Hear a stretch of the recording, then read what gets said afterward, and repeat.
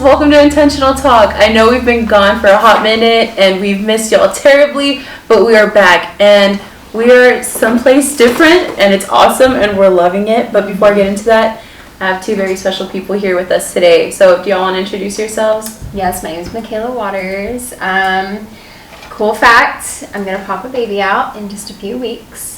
We're down for a couple, but we'll see when she comes. So excited! Yay! My name's Jen Robinson, and from Corpus Christi, Chi Alpha. So here I am. Cool fact: this is my favorite drink in the whole world. No lime, no grapefruit, nothing. Just natural. We love a Topo Chico queen. A Topo queen. Yes. But Jen was actually nice enough to host us today, so Intentional Talk hit the road 40 minutes down, and now we're here and we're thriving. So last time we were together, we talked about unworthiness and insecurities, and it was hard, but we powered through it, and today we're going to be talking about wonder and longevity, and I am so excited. So to start us off, I'm going to read y'all a quote by Rabbi Zacharias, and he says, "Wonder is that possession of the mind that enchants the emotions while never surrendering reason." So that's gonna lead me into my first question for y'all, and it's, do y'all think that wonder is necessary or essential to have longevity in our walk with God? I think absolutely.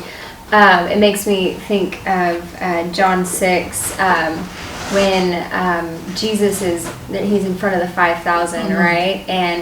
And he asked the disciples, well, how are we going to feed them? And it says that Andrew gave a little kid, and he had 5 loaves and 2 fish. And so, I think about this kid, he just gave what he had to Jesus, and he watched in front of his eyes Jesus multiply it for the thousands.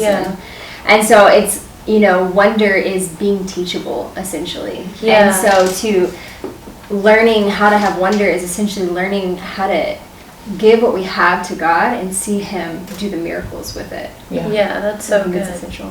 Yeah, definitely. I think the first thought that comes to my mind is as we get older, we tend to lose some of that. And I think about my family, and just a quick story. My family does not know the Lord, and so as I've gotten older, you try some things and you don't keep trying them because they didn't work the first time. But my children are young, and my youngest daughter's 10, and as she reads the Bible and thinks about her grandpa who doesn't know Jesus, and so he's coming down, and she says, can we invite Papa to church? And I say, no, we're not going to invite him because he's not going to come. And she says, well, how do you know he's not going to come? Shouldn't we just ask him? And I said, well, I've asked him before, so the wonder, like, she has trust, like, let's ask him, let's at least try, and so I need to be more like that. I need to. That's good. That's so awesome. And I know that, like, obviously y'all are both mamas. I'm not a mom. That hasn't changed within the past 2 weeks, I promise. But I do work with children.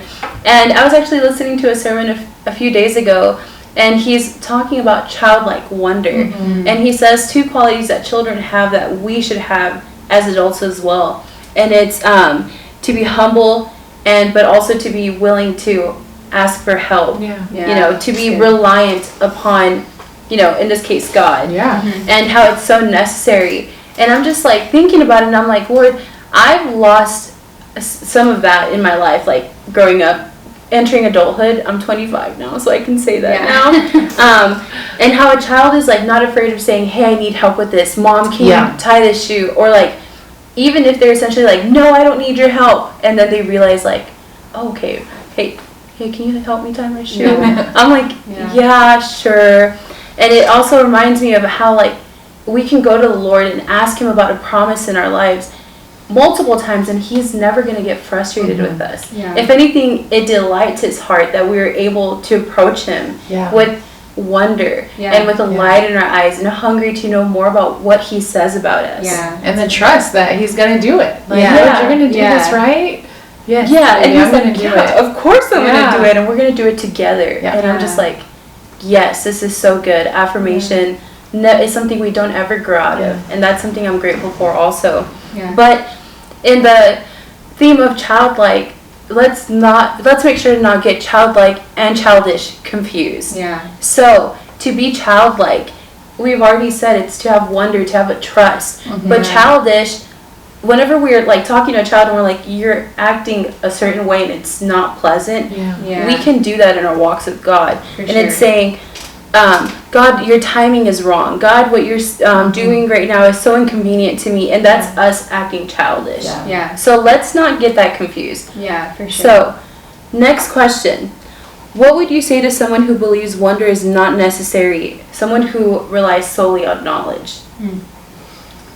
Well, I think, I think of the Bible, and, you can read the whole Bible, and, if you don't read the Bible, you should. Yeah. But we should, so you read the Bible, and you read these stories of things that the Lord has done, and He's done so much, and He's changed lives, but really we want to read the Bible to know more about His character, and see, like, this is who He is, this is the kind of person, this is the kind of God we serve. So that then in our own lives, those stories don't have to be the only stories, but we take His character and we say, okay, Lord, this is the kind of God you are. How can you use that in my life? How can you now take what I have and what are you going to do with it? Instead of just saying like, oh, well, I know these are the facts, and if it's not one of these facts, then it must not be true. Yeah. Because that's not so true. Good. Yeah, that's good. Yeah, I think that's why the Bible is so key, because it gives you this perfect framework for who God is. But then it doesn't allow you to limit God to your experiences or your knowledge, because in Isaiah it talks about how God says, I'm going to do a new thing. So that obviously tells you God is a God who's doing new things all the time. He's never just stuck in the same old rut, doing the same old thing. And even 1 Corinthians 2:9, it says, no eye has seen, no ear has heard, nor in the heart of man has ever conceived what God has planned for those who love Him. Which means I literally cannot explain what it is that God has planned completely. You know what I mean? I can't write out a detailed script for who God is, because He's way bigger than anything I could imagine. But He's given us this beautiful gift of learning how to grow with Him and understand and learn more about Him. That's so awesome. So like, I know, I follow you on Instagram. I actually mentioned your Instagram story a lot. And Jen, I don't really know a lot about, you being a mama. I just know you have beautiful daughters. Thank you. So, but I'm pretty sure that there's an age, and I know Noah's currently in that age, where they want to go and explore. And it's like letting them go and do that. Growing up, that wasn't the case for me. I was raised by my grandmother, and if she could put me in a bubble, she totally would have done it. Which confuses me, because I'm actually not necessarily rash, but I love adventure, but it was kind of one of those mentalities that I grew up with, where if it's not there, then it's not going to happen. And it's because I never expanded on that sense of wonder growing up. I never went out, and I never played in the dirt. If there was a step missing on a slide, you're not getting on that slide. And so that, like, not that it robbed me, but it did follow me into adulthood again. For sure. And so now to hear you mention, like, hey, we read the Bible, and it's like a manual of, like, and also like a script of who Jesus is. But it's so rich to know that outside of this, I can have my experience with the Lord as well. And that was something that I had to learn. And I was like, Lord, this isn't your character. Where in the Bible does it say this? Or are you going to meet me at this turn of my life? I'm wondering where you're at. But it wasn't something healthy for my heart. And I feel like that's something that we can also, that happens as well, is like, there's the wonder of like, Lord, you're going to provide, let's dream together. But it was like, are you who you say you are outside of this? And that was something that I had to learn. And it's really sweet, because the Lord is like, yes. And it goes back to that conversation of frustration. It's like, I can go to you, Lord, and ask you, who do you say you are? Who do you say that I am? And He's never going to be like, again, Julie. He's going to be like, all right, let's do this. Let me tell you again who you are in me. It actually makes me think, I was super convicted with my son. A lot of people know, but there was this season where everybody was praying for this one little girl to be resurrected. She had died at a really young age. Her name was Olive. And the whole, like, nation, all around the world, people were praying for her to be resurrected. And I remember looking at my son, and I was like, hey, let's, there wasn't anything unbiblical about the prayer. But I was like, hey, Noah. But then I hesitated. Like, I don't want to have you pray for her not to be resurrected, because what if she isn't? And I remember so quickly the Holy Spirit speaking to me and saying, your job is to declare to Him who I am, not to explain why I do and why I don't do things. That's excellent. And so for 5 days we prayed, And but I saw in my own life how the temptation we have is to either impart our fears or God's promises to people. Yeah, absolutely. Yeah. And because of letdowns and things in our life, we can really limit the majesty and the mystery of who God is because of our fear of him not pulling through. When our job isn't to explain God, it's just to hold true to who he is and believe for him to be the big God that he is in every situation, despite the outcome. That's really good. I think, her kids are much younger than my kids, but it's true. The wonder is still there as long as you don't, like Michaela's saying, you don't like stop it because of fear of what could happen. Like my kids are older, but they still have that same wonder about different things. Now it may not be about how do I climb this tree or is it possible, but like, will I have friends that love Jesus? Like mommy, you tell me this, but is that really possible to like have a real relationship with Jesus and have friends that talk to me about God? So the wonder is just different as they grow up. And it is convicting as a mom, and as a dad too, I'm sure, to cultivate that wonder and not to put it out. Like, no, like, it's hard. But. And I hear that and I'm like, I can't help but to think of longevity again. Yeah. Because it's like, if we have no sense of wonder, then there will be no longevity. Longevity isn't a thing because our walk will be so circumstantial. Like when he meets us, when the prayers are answered, when he is true to the character that we say that he has. So it would be off of our own circumstances. So that's like really good. That's so good. All right. So unfortunately we have to start wrapping things up, but is there anything that y'all want to leave our friends with before we say goodbye?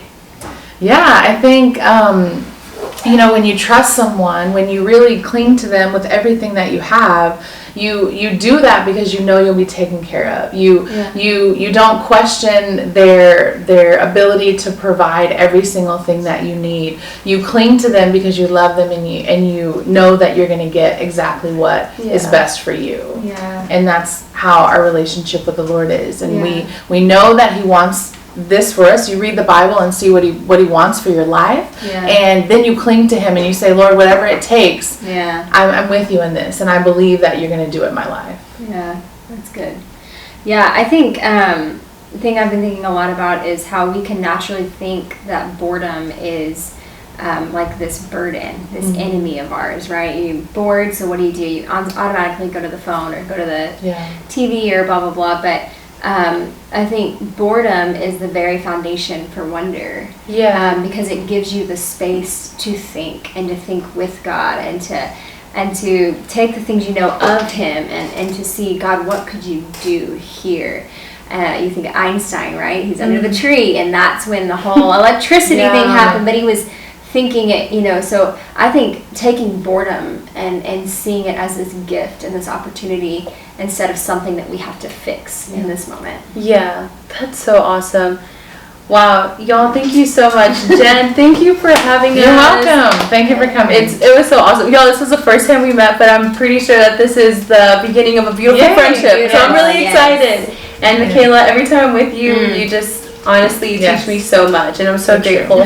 So friends, one thing is that all the other intentional talks leading up until this one were, hard conversations, but this is the hope, is that Jesus wants to make us new and that we are to trust him and for us to develop things within our walk with him so that we can have longevity. And the importance of wonder, as these two incredible friends of mine just finished explaining. So if you have any questions in regards to this intentional talk or anything else that we've talked to, maybe something that was said stirred a thought within your heart, reach out to us. We want to communicate with you. We want to be there, and we just love y'all so much. So we'll see you guys next time.